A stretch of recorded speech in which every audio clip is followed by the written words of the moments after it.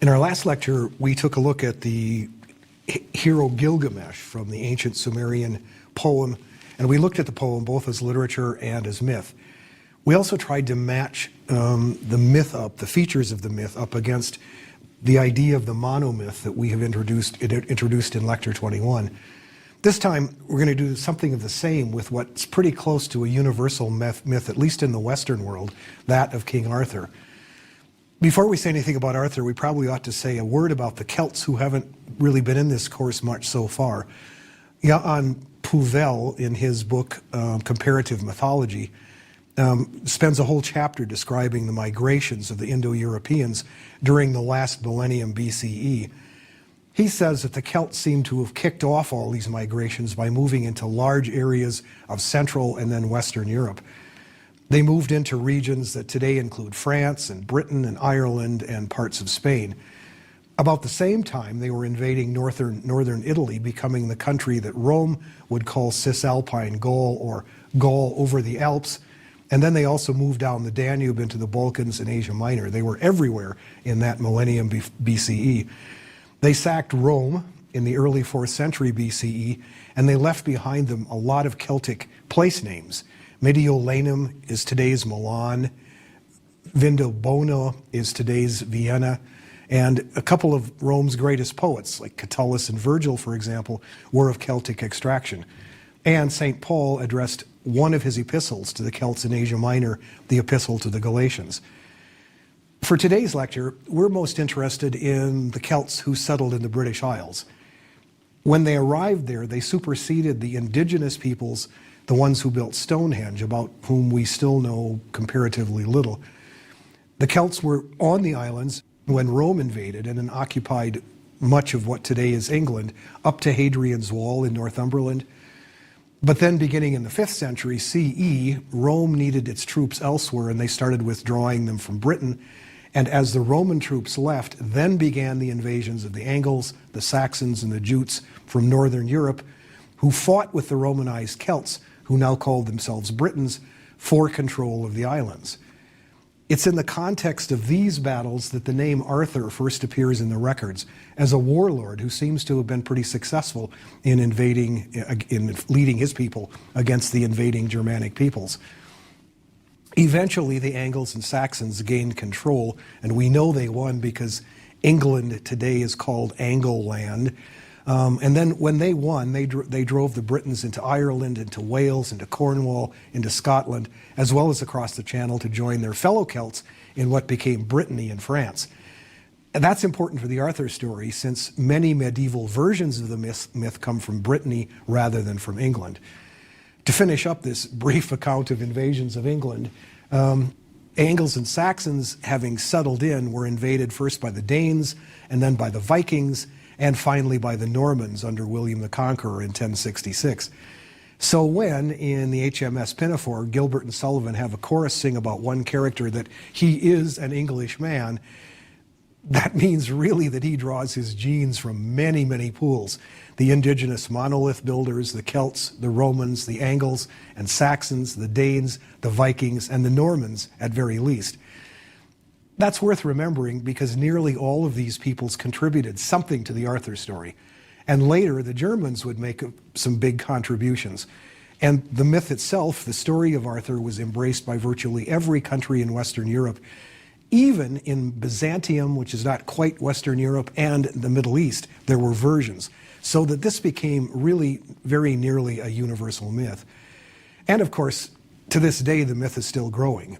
In the 19th and 20th centuries, there have been enormous numbers of paintings and novels and movies and television specials and comic books and graphic novels and video games and musicals and works of archaeological or literary scholarship. There have been poems, there have been operas, not to mention societies for creative anachronism, and even one American presidency, that of John Kennedy, which seemed to many people to be a kind of recreation of Camelot. When I was young, there was a comic strip in my local newspaper. It was called Prince Valiant, which was set in Arthur's time. It doesn't appear in any of my papers anymore, but I do understand that it's still going on.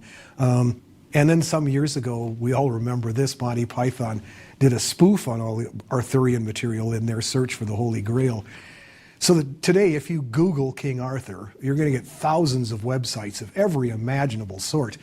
It suggests that the myth is still very much alive today, and in fact is still in the process of growth today. Thomas Malory's Morte d'Arthur, which was published in 1485, and T.H. White's The Once and Future King, which was published in 1958, and Marion Zimmer Bradley's The Myths of Avalon, which was published in 1982, still sell a lot of copies each year. And somewhere tonight, somewhere in the world, Lerner and Lowe's Camelot is playing, and at the very end of it, it will send that young boy running off the set, told not to forget that once there was a spot for one brief shining moment that was known as Camelot.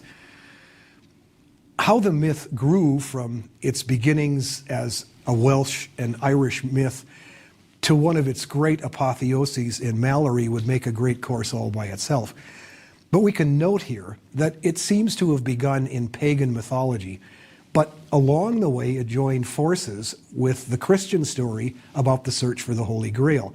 Now, the Holy Grail was either the cup from which Jesus served the Last Supper to his disciples, and or the cup that caught his blood when his side was pierced during the crucifixion.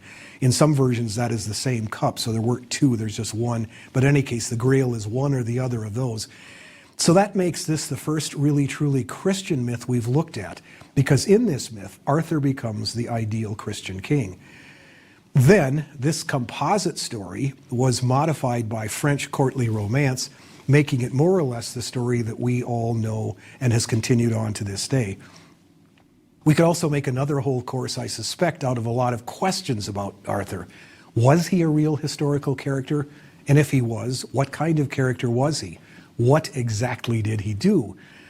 Was there ever really a Camelot? And if so, where was it? That and hundreds of other questions could be asked and could make an interesting study all by themselves. We can't do very much with them in this course because we're focusing on myth rather than on questions like these. But there are two good places to go if you're interested in these questions. One is a book by John Matthews called King Arthur and the Grail Quest, Myth and Vision from Celtic Times to the Present. The other one is Christopher Snyder's The World of King Arthur. Both are very readable and really good introductions to a lot of these questions regarding Arthur.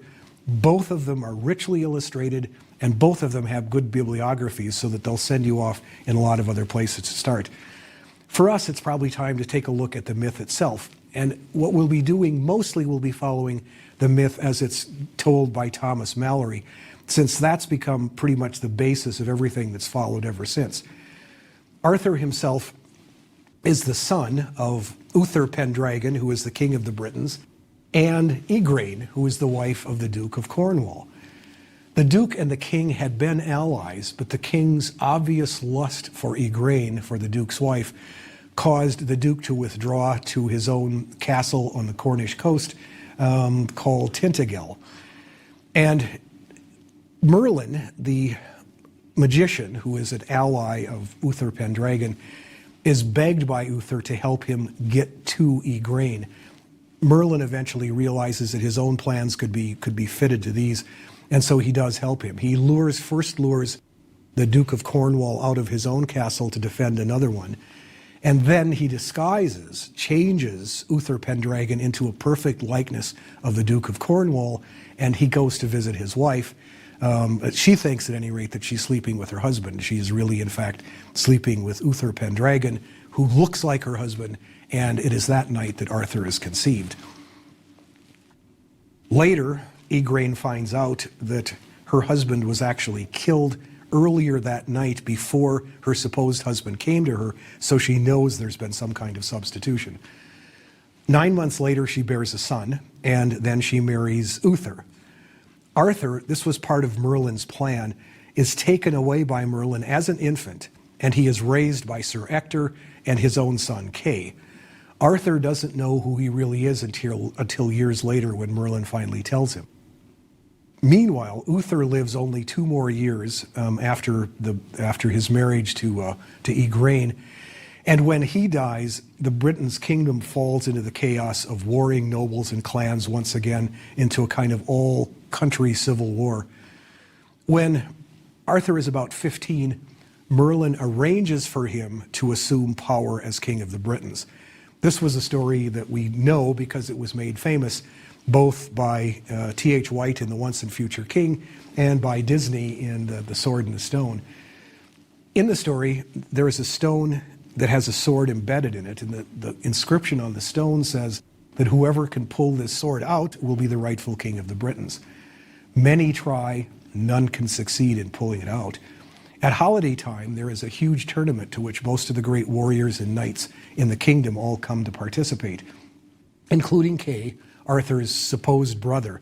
Arthur is still too young to be in the tournament, so he goes along as Kay's squire. When Kay is ready to enter the lists, either Arthur has forgotten to bring his sword or he's already broken one. At any rate, Kay sends Arthur back to the camp to get another sword. Arthur can't find one, and he wonders what to do. His brother needs a sword. On his way back, he passes the stone, and he thinks, well, that one will do, and he pulls the sword out and takes it to Kay. When he gets to Kay, Kay recognizes the sword right away, and so announces that he is the new king of the Britons. Everybody's impressed, but they decide to give it one more test. They take the sword back and put it back in the stone and ask Kay to withdraw it. He can't, of course, and he has to confess that it was Arthur who brought him the sword. Arthur, at that point, withdraws the sword a second time, proving to everyone that he is the rightful king of the Britons. And many of the people who are there, many of the lords who are there to observe this, immediately kneel down and acknowledge him, the new king of the Britons. Many, on the other hand, don't, thinking that they are not about to be ruled by a country-bred boy, and so that they immediately fly off into civil war, and the country breaks up into civil war again. In ensuing battles, Arthur becomes a warlord. He proves an effective leader, and he eventually subdues all of those lords who fight against him. Once he has the kingdom sort of organized and pacified, he announces the creation of the Round Table. It's round, as we all know, because everyone sitting around it is equal. There is no head or foot of the table. And then the Round Table itself comes to represent everything good about chivalry. It's about protecting the weak. It's about serving one's king and one's lady. It's about upholding the right. Over time, most of the knights who sit at that Round Table generated huge cycles of stories of their own. Meanwhile, the French added to the story the character of Lancelot and his affair with Guinevere, Arthur's queen. Lancelot, of course, generated another whole cycle of stories of his own, but almost all of them slowly gravitate toward the moment when he, Arthur, and Guinevere become one of the most famous love triangles in all of history or mythology. They all love and respect and admire each other, that is Lancelot and Guinevere and Arthur, which makes the conflicts within their relationship more tense and agonizing because each one of them has to deal with inner conflicts at the same time. Members of the Round Table eventually begin to understand what's going on, and when they understand what's going on between Lancelot and Guinevere, they bring the matter to Arthur's attention. In almost all the versions of the story, we have the sense that Arthur already knew that something was going on, but hesitated to do anything about it because he loved both of them so much. As long as he keeps his eyes half closed, he doesn't have to notice. Once his knights have brought it to his attention, he has to act. He has to bring Guinevere to trial, and in the trial, she is, of course, condemned to death for heresy. Lancelot rescues Guinevere, as everybody seems to have known that he would at the last moment, so she isn't condemned to death. But in the process, several innocent knights are killed by Lancelot. He doesn't intend to, but he winds up killing some innocent knights. And from that moment on, the Round Table is no longer unified, but it begins to split into factions. In a subplot, meanwhile, there are lots of meanwhiles in this story, Morgan Le Fay, who is Arthur's half-sister, she is the daughter of Igraine and her husband, Cornwall, who's a kind of magician herself, seduces Arthur and conceives a son by him. The son is Mordred, who from his birth will reflect his mother's hostility toward Arthur. So that when Lancelot returns Guinevere to Arthur and then retires to his castle in France. And then Gawain talks Arthur into attacking Lancelot there in France, and Arthur leaves the kingdom. Mordred takes advantage of Arthur's absence to take Guinevere captive and to declare himself king of the Britons. Arthur has to withdraw from his siege of Lancelot's castle, and he comes home to the worst threat he has yet faced. Meanwhile, there's another meanwhile, there are a lot of meanwhiles in this story. The Knights of the Round Table have had a vision of the Holy Grail. The Grail began as a separate cycle of stories and was later incorporated into Arthur's. The background story of the Grail is Luke 23 in the New Testament, where Joseph of Arimathea takes Jesus' body down from the cross and puts it in his own tomb. Tradition gave possession of the Grail, that is, that cup, whether the one that was used at the Last Supper or to catch the blood of Christ at the crucifixion. Tradition gave possession of that Grail to Joseph, to that Joseph of Arimathea. In the Briton tradition, Joseph then brought the Grail to Britain with a fellowship of believers, and he eventually leaves the Grail in charge of a family of guardians known either as the Rich Fishers or the Fisher Kings. He also is said to have built the first Christian church in England at Glastonbury, and there he planted his staff, which grew into a holy thorn tree, which is either still there or at least a facsimile of it is still there to this day. The guardians of the Grail, this fellowship that Joseph of Arimathea brought to Britain, keep their treasure in an elusive, mysterious, hidden castle. But one of these guardians down through time is maimed, and this is perhaps a remnant of Celtic lore. Since the king is the land and the land is the king, the land can't flourish until the king is cured. The king can only be cured when someone finds the castle, enters it, when the Grail reveals itself, and the quester knows the proper questions to ask. In order to do this, the quester must be pure of heart and worthy of the vision. That myth of the Fisher King is worthy of another whole course, but a couple of references here might be useful. Jesse Weston, in a book called From Ritual to Romance, partly inspired T.S. Eliot to write The Wasteland, in which the Fisher King is a central character. And in 1991, Terry Gilliam produced a movie called The Fisher King, starring Robin Williams and Jeff Bridges, in which, in a contemporary setting, a figure like Parsifal in the Arthurian story seeks for redemption in a quest for the Holy Grail. In the French version of this part of the story, which has yet one more complication in it, a really interesting one, I think. In this one, those keepers of the Grail have a long, long line of descent, which leads eventually to Elaine, Lady Elaine of the Arthurian story. In this French version, Lancelot is also descended, if we can't say quite directly from Jesus, he is at least directly descended from the house of David, which is the same lineage as Jesus. So when in the Arthurian story, a liaison occurs between Lancelot and Elaine, Lancelot sleeps with her one night under the mistaken impression that she is Guinevere, and a child is born. That child is Galahad. That child, Galahad, thus combines in his own blood both the bloodlines of the keepers of the Grail and the bloodlines from which Jesus himself came. And this whole idea, as you recognize, provides part of the theoretical background for Dan Brown's Da Vinci Code. So as we said, King Arthur is still everywhere. The Grail story itself seems to have been considerably older than the coming of Christianity to Britain. The oldest Britain accounts that we have include stories of ancient kings going to the underworld and they're capturing and bringing back a kind of magic cauldron that bestows the boons of health and food on anyone who approaches it. The Christians seem to have simply superimposed their Grail story on top of this one, and thus the two coming together made up this really complicated story. But back to our story. The Grail appears at King Arthur's court, and it fills everyone at court with joy and amazement. Then it vanishes, and when it vanishes, many knights vow to go in quest of it. The stories of most of their quests are stories of failures, and many knights who leave on this quest never return to Camelot. Eventually, Galahad, Percival, and Bors, with various kinds of help, succeed, and Galahad is able to cure the maimed Fisher King and restore health to the blighted country.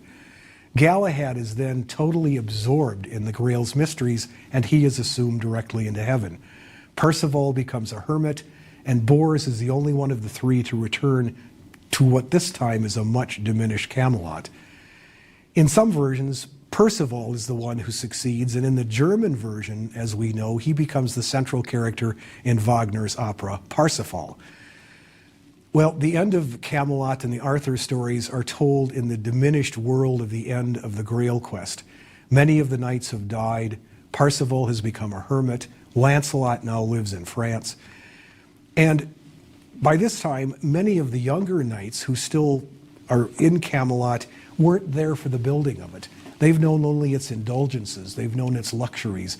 And so that they form a party which gathers around Mordred as we're preparing for the last battle. By the time the last battle occurs, Arthur has only a handful of the original Knights of the Round Table to defend the realm against Mordred and his allies.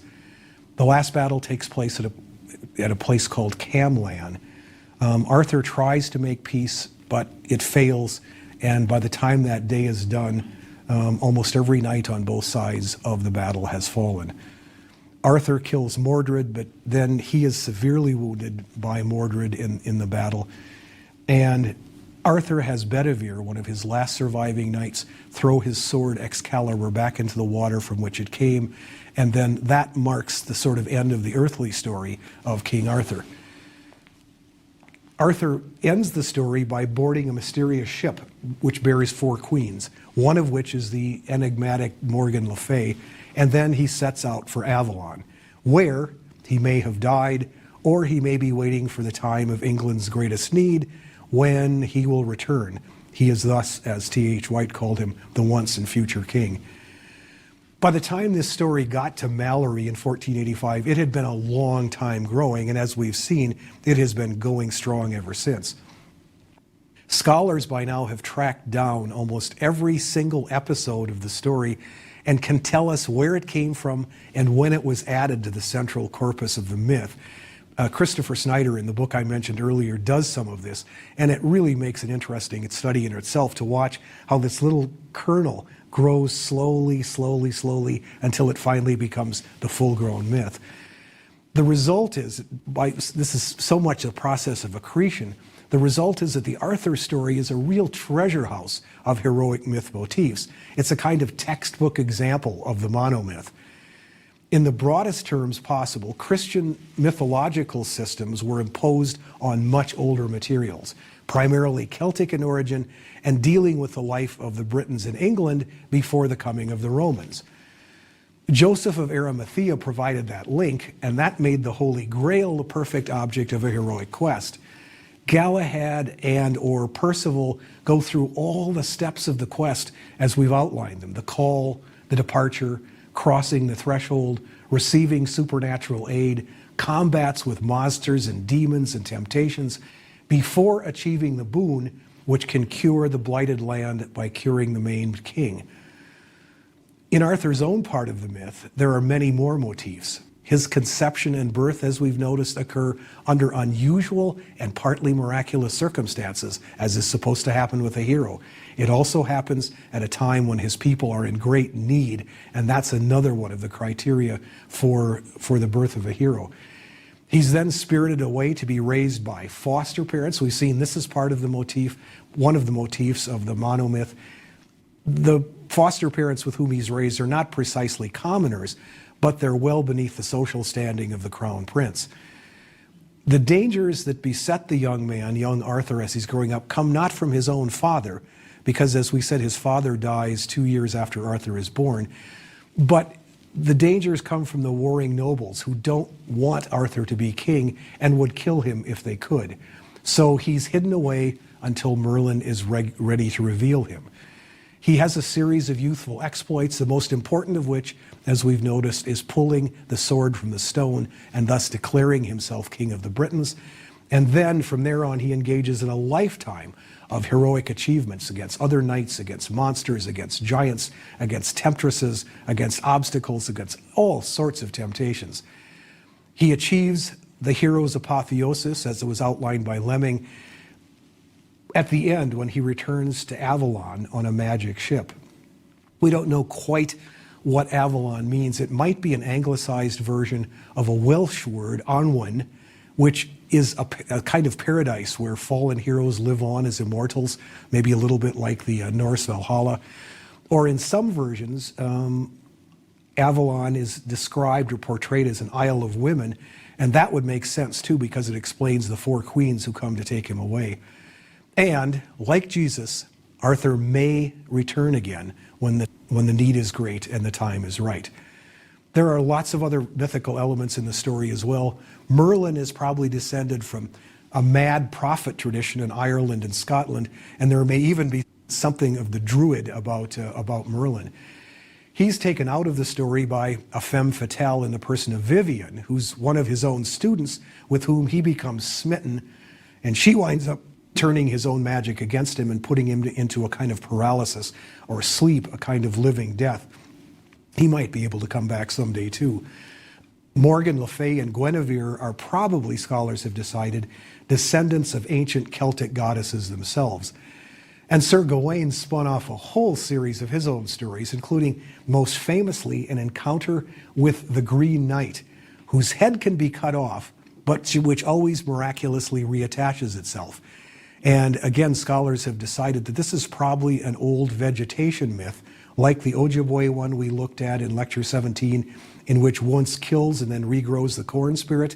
This Green Knight must be some kind of spirit very like that. The meanings of this myth could fill up another course. It has been given so many different turns and so many different readings. I will just mention two that I think are interesting. The first one is that when Lancelot is added and made the lover of Guinevere, that gives a focus to the story that has been the springboard for most modern versions of the story, which has, as we see, a love triangle at the heart. Eugene Guinevere, who is an editor of a collection of Malory stories, says this about that moment in the story.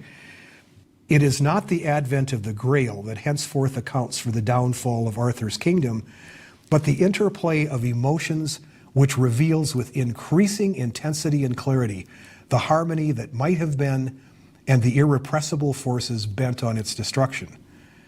The action springs from the clash of the two most noble forms of love and loyalty, the blind devotion of the knight lover to his lady and the heroic devotion of man to man. And the important thing about this is, what Guinevere is saying is that the duty to one's lord and the duty to one's lady are the two most important duties in chivalric knighthood. And they both are equally important. It is difficult, impossible to make a choice between them. It isn't as though you can put one on top of the other. Both of them are equally important. So he concludes, the task of the novelist is to show that there is no conceivable choice between them, and so make us understand the magnitude of the drama enacted by the now familiar characters Lancelot, Gawain, Guinevere, and Arthur, all cast for the first time in profoundly tragic parts. It's been suggested, and perhaps it's true, that by focusing so much on this triangle at the heart of the story, we have in some ways reduced the mythic dimensions of the story by making it so very human. But that has been an inexhaustible source of retellings, each of which manages to approach the triangle from a slightly different angle of vision and to emphasize a certain different aspect of it. The other way of reading it, which again I think is really intriguing, is one that's suggested by Felicity Riddy in an article called Contextualizing Les Morte d'Arthur. What she says is that the Arthur myth solved a problem in history for the Britons, who in the long run lose their battles to the Angles and Saxons despite the efforts of their own great hero Arthur. Arthur never loses a battle to the invaders, but the larger history can't be changed. You can't send the Angles and Saxons back to Northern Europe because they wind up staying, they wind up winning. So that Arthur turns out to be defeated not by them, but by internal forces. He wins all his battles, but his people lose the war. Eventually, the Britons have to leave for Wales and Cornwall and Brittany, which leave the doors open to the invaders. It's the death of Arthur which allows all this to happen. His premature death allows his enemies to win and the invasions to occur. So the death of Arthur is the point of the story, and that's why, says Riddy, so many versions, including Malory's, are called the death of Arthur. In a way, she suggests that this may be a little like stories that Native Americans might tell about their own heroes, in which a brave warrior might win a string of brilliant victories over invading white people, but then he dies before he consolidates his victories. History will then go on. The story can't send the whites back to Europe any more than the Britons can send the Angles and Saxons back home. That's not the way history went. And so Arthur becomes the king who never lost a battle, but who dies in a tragic way that allows history to go on as it does. One day he may return, this time to rewrite that history. Next time we'll take a look at one more heroic myth. This one, the Greek story of Jason and the Argonauts on their quest for the Golden Fleece and all that happens to them on their quest and on the way back home. With it, we can perhaps add another detail or two to our idea of the monomyth. That's next time.